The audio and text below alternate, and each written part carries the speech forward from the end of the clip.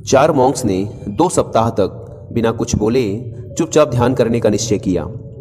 उन्होंने अपने इस अभ्यास के प्रतीक के रूप में एक मोमबत्ती जलाई, जो कि उन्हें हर वक्त यह याद दिलाती रही कि उन्हें बिना कुछ बोले बस ध्यान करना है।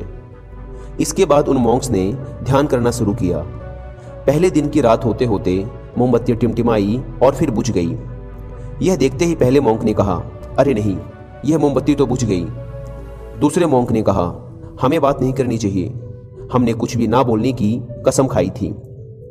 तीसरे मॉन्क ने कहा, तुम दोनों को बोलने की क्या जरूरत थी। चौथा मॉन्क हंसा और बोला, हा हा हा, मैं अकेला हूं जिसने बात नहीं की।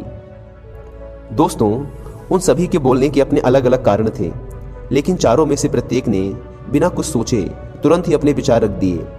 उनमें से किसी ने भी स्थिति को सुधारने का प्रयास नहीं किया। उसी आश्रम में उन चारों के अलावा एक बूढ़ा बुद्धिमान मॉन्क भी था। वह बिना कुछ बोले और उनकी तरफ ध्यान दिए बिना ही चुपचाप ध्यान करता रहा। इस तरह से उस बुद्धिमान मॉन्क ने बिना एक शब्द बोले उन चारों को ही उनकी गलती का एहसास करा दिया, जो कि वो चारों बोलकर भी नहीं कर पाए।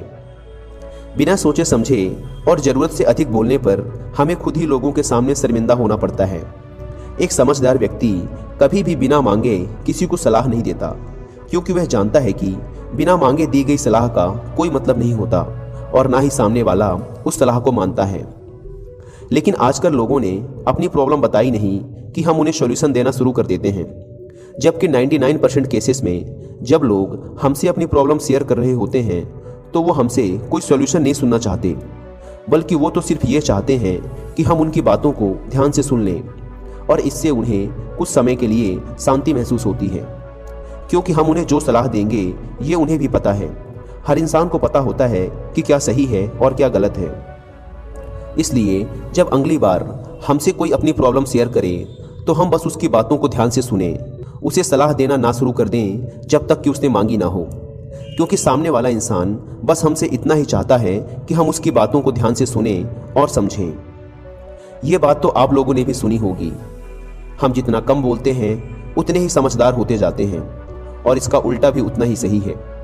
जो जितना बुद्धिमान होगा वह उतना ही कम बोलेगा।